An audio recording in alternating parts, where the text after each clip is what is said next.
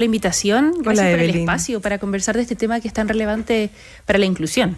Sí, pues es que no sirve de nada solo quejarnos que, oye, las empresas no cumplen y no destacar que existen iniciativas como estas que nos podrían ayudar a que se cumplieran las metas. Claro, porque seguramente también crea la ley, crea la trampa, ¿o no? Y eso Un poco ocurre, sí. Debe ser un poco el trabajo de ustedes. Un poco ocurre y lamentablemente hoy día, a propósito de que esta ley viene a traer un 2% como una promesa, ¿cierto? Cuando hay un cumplimiento del 80%, estamos bien lejos de ese cumplimiento, estamos por debajo del 50% de la comunicación electrónica de las empresas privadas, que es importante hacer esa separación porque el Estado tiene una brecha más grande aún en cumplimiento.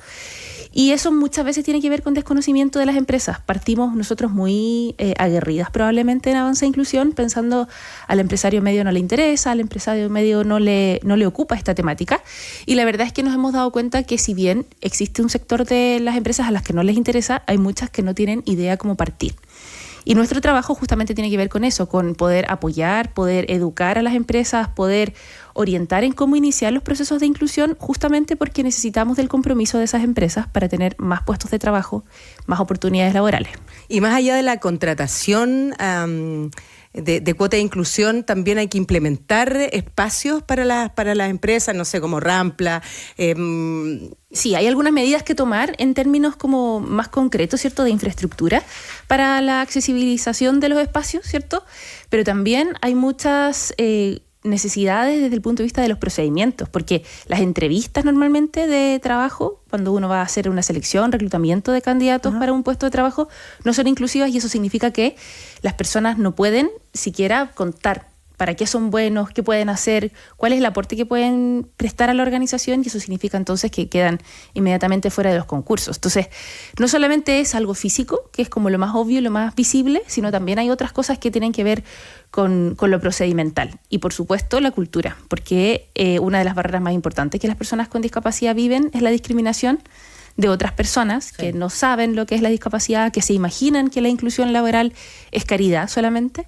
Y eso significa entonces que se enfoquen en el negocio como si la inclusión no pudiera alinearse con ese negocio, ¿cierto?, con ese servicio o ese producto que la empresa ofrece. ¿Y hemos visto algún crecimiento también desde el punto de vista cultural respecto a aquello? Porque tú lo decías, las personas en situación de discapacidad son muchas veces discriminadas por nosotros mismos, ¿no? Y todos nos creemos los reyes de la solidaridad, la Teletón todos los años, y somos lo máximo y no sé qué. Pero resulta que, yo me acuerdo cuando partió la ley, muchas empresas plantearon programas dentro de sus propios organismos con tutores, con gente que les enseñaba, que adaptaba al resto del personal para saber que no tenían que tener esta mirada paternalista, sino que era una mirada integradora, pero no sé si eso duró como la empezada, fue como la partida de caballo inglés y después se nos olvidó. La verdad es que no, porque el inicio de la ley, que ya lleva casi 8 años funcionando, 8 años. Efectivamente no traía nada más que la obligación de incluir. Y eso significa que las empresas hicieron lo que pudieron y como pudieron. Nunca hubo preparación. Claro. Pero ya hace un par de años más, ¿cierto?, se ha ido complejizando la normativa de la inclusión laboral. Hay otras leyes que han aparecido y que, por ejemplo, han obligado que las empresas privadas tengan una persona experta en inclusión, que vaya mejorando, como decía yo, los procedimientos, que vaya capacitando también a toda la organización internamente, de modo que todos puedan entender lo que es la discapacidad, todos puedan entender lo que es la inclusión, que las jefaturas intermedias, por ejemplo, tomen decisiones de candidatos con discapacidad cuando están ellos seleccionando para sus puestos de trabajo, para sus equipos, y que también, por ejemplo, las gerencias, la gente que toma las decisiones dentro de las organizaciones, priorice por la inclusión, financie la inclusión, ¿cierto? Aparte en un presupuesto para hacer todas las modificaciones que hay que hacer. Y esas obligaciones están también, obviamente, actualizándose, pero se suman a estas cifras que donde todavía hay organizaciones que no tienen idea, ¿cierto? Y no han avanzado nada de nada. Y, por ejemplo, ¿hay alguna sugerencia de entrevistas no estandarizadas hechas para la inclusión que ustedes tengan o que hayan en otros espacios que...? Tenemos hartas sugerencias. En general, igual nos ajuntamos un poco con las empresas a hacer talleres de reclutamiento, selección inclusivo. Sí. Es parte de nuestro trabajo justamente porque lo que nosotros comprometemos como una organización que trabaja en inclusión ya hace 15 años y que tiene un proyecto dentro del banco de proyectos del Ministerio de Desarrollo Social y Familia es poder, ¿cierto?, generar una cantidad de inclusiones. En este caso tenemos un proyecto que está comprometido con 600 inclusiones, con 600, atenciones a personas con discapacidad, 300 inclusiones.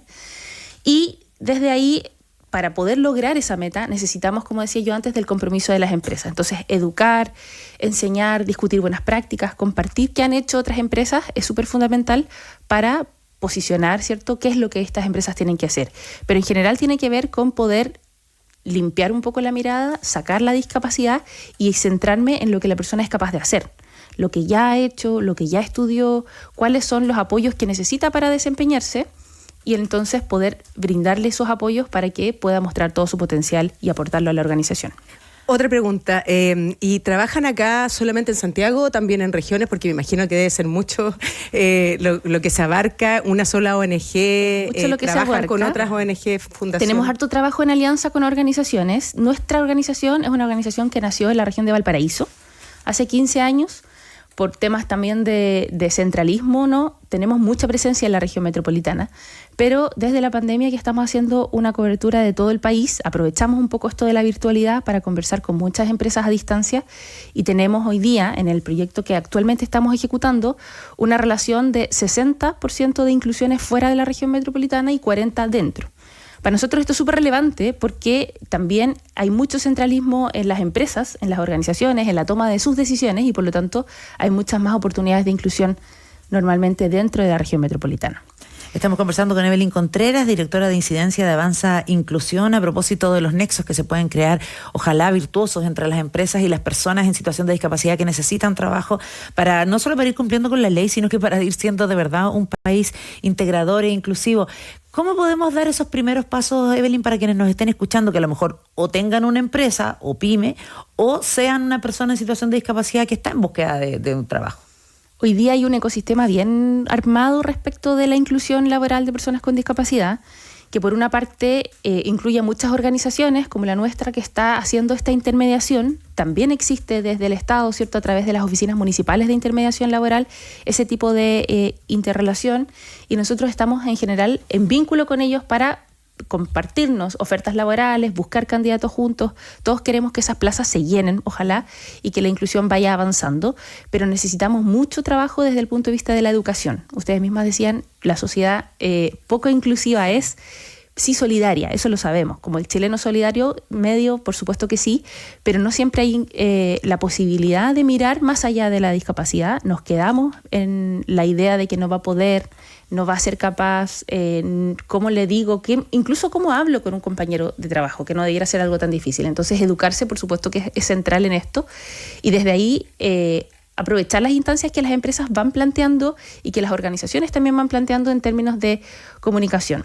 Ahora, en agosto del año pasado hubo una modificación normativa súper importante que busca justamente que haya un cumplimiento efectivo, ¿cierto? Es decir, a través de la contratación, porque la ley trae algunos otros caminos alternativos o subsidiarios, como se llaman hoy día, y que buscan que hoy día solamente sean complementarios a esa contratación. A todas las empresas les puede pasar que, por ejemplo, no logren la meta de 5 trabajadores con discapacidad que les tocaba por el número de trabajadores que tienen, pero sin embargo se intenciona que se logre lo más cerca del 100% de inclusiones y a lo mejor 1 o 2 se contraten, o sea, cumplan, por vía alternativa o subsidiaria. En este caso serían donaciones para organizaciones que trabajan en la inclusión laboral o contratos tercerizando servicios de empresas que, por ejemplo, prestan servicios, los clásicos que se tercerizan son aseo, seguridad, y entonces que esas empresas contraten a más personas con discapacidad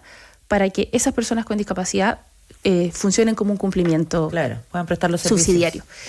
Las empresas tienen que enterarse, hoy día los equipos de recursos humanos son los que están a cargo 100% de este tema, debieran todas tener una persona experta y ojalá también lleguemos al punto donde las empresas no están obligadas necesariamente por tener más de 100 trabajadores, sino que también desde antes vayamos mirando la inclusión como una posibilidad que no solamente es una buena labor, que eso también nos lo dicen mucho, sino que también es una oportunidad de valorar a las diferencias a propósito de un mundo que de repente parece que no le importara la diferencia. Nosotros sí queremos creer que vamos avanzando en la inclusión y que tenemos mucho por hacer todavía, por cierto, pero que se van generando metas interesantes. Y también yo creo que con este proyecto se visibiliza también las necesidades, ¿no? Nosotros en una teleserie trabajamos con un con un compañero actor que era tetrapléjico, por ejemplo, en No abras la puerta, en TVN. Y nos pasó justamente que, claro, fue noticia y todo, y salió, y era como todo muy bueno, pero de repente en el hacer pasaba que no habían rampla, que había solamente un baño en la entrada del canal para discapacitados, y nos pasaba, claro, que de repente se tenía que cambiar de ropa o tenía que ir al baño y se demoraba media hora y todos ponían mala cara. Entonces, también el hecho de tener a una persona, una cuota de discapacidad en el elenco, en el equipo humano, también visibilizó muchas problemáticas que uno muchas veces las dice, pero que no las vive, ¿no? Exacto. Entonces, también es importante que existan estos proyectos también para tomar conciencia y para educar a la población. Para que la inclusión sea más real, pues en términos de la infraestructura, de las condiciones y también del equipo, de que sepan y entiendan cuál es la circunstancia, porque hasta ahora, Evelyn, ¿cuáles son los principales errores o las principales falencias que tienen las empresas que no hemos logrado la cuota? O sea, me parece de verdad grave que no hayamos llegado al 50% siquiera de inclusión. Yo creo que principalmente tiene que ver con el desconocimiento y con el que no les ha llegado a lo mejor el tirón de orejas que a veces hace falta para que las leyes se cumplan. Eso es una realidad, ¿cierto? También tenemos hartas leyes que han venido a modificar cómo funcionan la gestión de personas dentro de las organizaciones y empiezan un poco a competir, ¿cierto? Tenemos la ley Karen, tenemos la conciliación familiar, las 40 horas. Entonces, la idea no es que se compita, sino que se pueda organizar de alguna forma estos cumplimientos, que se dé cuenta de alguna forma que tiene relación con lo mismo, con calidad de vida, con mejora de las oportunidades de los trabajadores. Y por supuesto que el espacio laboral es un muy buen espacio para educar respecto de la inclusión, porque es el espacio más habitado por los adultos, ¿cierto?, de un país. Entonces, poder conversar, poder tener estas conversaciones que tú misma decías, Claudia, ¿cierto? En la vivencia hay cosas que son distintas y es interesante igual naturalizar, que me sorprende, que me complica, pero que tengo la disposición, por lo menos, para ir avanzando en esa materia. Entonces, en este mes particularmente a nosotros nos interesa mucho hacer ese llamado, ¿cierto?, de las organizaciones que no están cumpliendo, que se acerquen, ojalá, a las organizaciones que trabajamos en inclusión. En este caso, Avanza Inclusión, idealmente tenemos nuestra página www.avanzainclusión.cl, nuestro correo de contacto @avanzainclusión.cl también, y que nos hagan llegar sus dudas, cómo partimos, qué se hace, porque entendemos 100% que hoy día vamos a tener empresas que van a la mitad de camino, pero tenemos algunas que no han empezado en lo absoluto y nos interesa llegar a ellas por sobre todas las cosas. Evelyn, una pregunta, ¿y cómo fiscalizan esto? Porque también me han contado que hay empresas, por ejemplo, que claro, contratan a una persona con discapacidad, pero que le pagan mensualmente, pero le dicen, no, gracias, no vengas, para tener solamente... Para cumplir con la cuota. Exactamente. ¿Cómo se fiscaliza eso? Eso es difícil de fiscalizar porque es parte de la competencia que yo hablaba, ¿no? Como hay muchas hoy día normativas funcionando, la modificación normativa de inclusión laboral que inició de agosto del año pasado trae también la propuesta de tener fiscalizadores específicos para esta ley por región, y eso implica dotar a la Dirección del Trabajo de más equipo, porque hoy día claramente no están dando abasto para estas fiscalizaciones. Por supuesto que también, por otra parte, el tema de tener una persona experta en inclusión laboral, lo que busca relevar es que haya un enfoque de derecho, o sea, es que hay un derecho de una persona a ser parte de la sociedad, a ser parte de un espacio productivo. Y entonces se busca que ese tipo de prácticas ojalá se vayan eliminando, porque van súper en contra de eso, ¿no? Es como te uso para cumplir, exacto, pero no te doy la oportunidad de desarrollarte, de aprender, de equivocarte también, si al final la inclusión laboral o la oportunidad de trabajar implica eso, implica mucho crecimiento personal. Sí. Para algunas personas puede ser muy estresante, para otras puede ser un espacio de cómo aprendo. Sí, o sea, yo me muero sin trabajar. Entonces, claro. Pero es relevante, ¿cierto?, el cómo trabajamos, qué espacio le damos al trabajo en nuestras vidas. Obviamente hay un simbolismo ahí súper relevante, pero entendemos, y nosotros lo hemos entendido desde el principio, como yo les decía, que llevamos 15 años en esto, mucho antes de la entrada en vigencia de la ley, conversando y convenciendo a esta contraparte empresa, porque necesitamos de esa colaboración, necesitamos de ese compromiso, porque gente con ganas de trabajar hay muchísima en este país, y buscando oportunidades, mandando currículum, por supuesto que necesitamos a la otra parte. Bueno, esperamos que todos y todas quienes nos hayan escuchado sean parte también de la solución, visibilizando este tema, conversando, viendo qué pasa en sus propias empresas y quienes tengan la posibilidad de dar trabajo también entiendan que hay entidades como, por ejemplo, Avanza Inclusión, que les permite de alguna manera afianzar esos lazos y hacerlos de manera más eficiente. Queremos darte las gracias, Evelyn, a ti, a todo el equipo, además de Avanza Inclusión. Le aprovechamos de mandar saludos para lo que están haciendo. Evelyn Contreras es la directora de incidencia de Avanza Inclusión. Gracias por haber estado aquí. Muchas gracias a ustedes por el espacio. Los temas que importan están aquí en Ciudadano ADN, la voz de todos para todo Chile. En la Católica hay unas clases ¿De inclusión? Sí. Mira, es que deberíamos hay todos cursos, tener clases, hay así cursos como de autonomía como para nos la hicieron capacitación por la ley Karim, por ejemplo, debieran hacer. Tendríamos que tener todos los trabajadores capacitaciones siempre que hay legislaciones que nos competen. Pero también para la discapacidad. Absolutamente, sí, pues.